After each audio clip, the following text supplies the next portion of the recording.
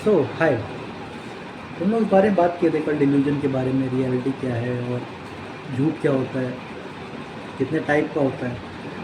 हम झूठ को समझ कैसे सकते हैं, साइकोलॉजिकली कैसे समझ सकते हैं, इमोशनली कैसे समझ सकते हैं, और किस तरह से झूठ से बच के हम आने वाले कॉन्फ्लिक्ट से कैसे बच सकते हैं, आने वाली लड़ाइयों से कैसे बच सकते हैं। तो पॉइंट यही है कि जो झूठ होता है वो हमेशा निगेटिव होके नहीं आता है, हमेशा पॉजिटिविटी की तरफ बन के आता है। झूठ हमेशा एक पॉजिटिव फोर्स की तरह बन के आता है। झूठ कभी भी ऐसे नहीं बन के आता कि बहुत ही निगेटिव है, निगेटिव आइडिया है, निगेटिव हो रहा है, नहीं। It always comes as a positive force, it always come as a positive effect. And झूठ का पूरा पॉइंट ही है कि वो लॉन्ग टर्म में आपकी लड़ाई करवाना चाहता है आपके आपस में। वो चाहता है कि लंबे समय बाद आपकी लड़ाई रहे, तो किसी तरह कोशिश करता है कि पॉजिटिवली आपके माइंड पे कैप्चर किया जाए। तो ज़्यादातर जो लड़ाइयाँ होती है कहीं ना कहीं प्रेम की वजह से ही होती है। प्रेम से ज़्यादा पॉजिटिव तो कुछ है ही नहीं, है ना। तो वही पॉइंट है कि ज़्यादा दिक्कत प्रेम की वजह से है।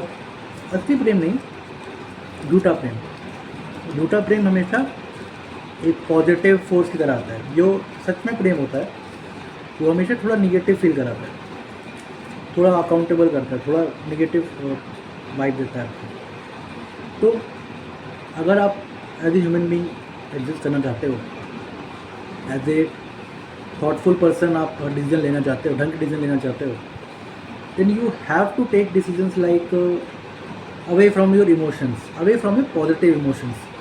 नेगेटिव इमोशंस फिर भी चेक कर लो, आप कुछ काफ़ी सही हो भी सकते हैं अपने बारे में, ये नहीं दूसरे के बारे में, अपने बारे में। लेकिन पॉजिटिव इमोशंस मैक्सिमम केस में बहुत दिक्कत देते हैं, क्योंकि पॉजिटिविटी आप बहुत ज़्यादा अट्रैक्ट होते हैं पॉजिटिविटी की तरफ, क्योंकि negativity is free. Negativity is free, reality खुद नेगेटिविटी फेंकती है आपके मुँह पर। मैंने क्या उसे एक्सेप्ट कर लीजिए, पर एक फोर्स पॉजिटिविटी रखना भी बहुत मुश्किल हो जाएगी, क्योंकि it becomes N addictive idea कि आप बार बार निगेटिविटी को हराने के लिए बार पॉजिटिव चीज़ों का यूज़ कर रहे हैं। Just understand what is negativity is about, understand the negativity with your own mind, without emotions. Positive emotions के थ्रू उसको समझना मुश्किल हो जाएगा, फिर आप लेयरिंग कर दोगे, है ना। तो पूरा पॉइंट यही है कि पॉजिटिव और निगेटिव दोनों इमोशंस एक ही होते हैं, एक दूसरे में कन्वर्ट होता है, दूसरा दूसरे में कन्वर्ट होता है, बस।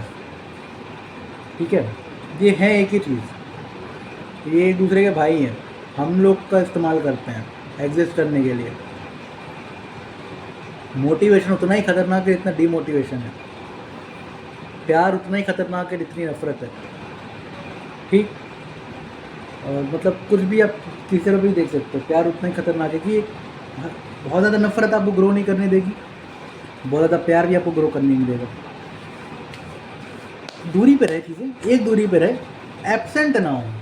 एब्सेंट होना दिक्कत है, एब्सेंट ना हो, दूरी पे रहें पर साथ में रहें। That is what the thing is I believe in, and it's not only I believe in, it is basically the balance that you need. और ये कोई मेंटल हेल्थ की बात नहीं हो रही, यहाँ पे बेसिक थिंकिंग की बात हो रही है। अगर आपको बेसिक थिंकिंग भी शुरू करनी है तो आपको ऐसे ही सोचना होगा। You can't think in a way कि भाई I will think with my positive energy, I don't like negative energy, ये ऐसा नहीं चलेगा। You have to accept it all, you have to take the moderate of it, and you have to drink, that's it. So yeah I mean मेरा point यही था discuss करने का। बाकी तुम्हारी मर्जी, जो तुम्हें सोचना सोचो। पहले वाला वीडियो थोड़ा लंबा था, इससे तो डिस्कस करने को बहुत था। और मैं टॉपिक बाय टॉपिक जा सकता हूँ कि टॉपिक बाय टॉपिक बात करूँ कि किसी टॉपिक में किस तरह से साइकोलॉजिकली चीज़ें अफेक्ट हुई, कोई रिलेशनशिप ब्रेक हुआ साइकोलॉजिकली कैसे शुरू हुआ था ख़राब होना, कैसे उस पॉइंट पे आया। तो I think evidence bye evidence जाएंगे ना तो ज़्यादा समझ में आएगा, क्योंकि ये सिर्फ ऊपर ऊपर मोटा मोटा बात करेंगे तो फिर जब रियलिटी से टच नहीं करेंगे चीज़ें तब मुश्किल हो जाएगा समझना कि मैं किस बारे में बात कर रहा हूँ, मैं किन पॉजिटिव इमोशंस की बात कर रहा हूँ, मैं किन निगेटिव इमोशंस की बात कर रहा हूँ, मैं किन पॉजिटिव और निगेटिव इमोशंस को एक मान रहा हूँ।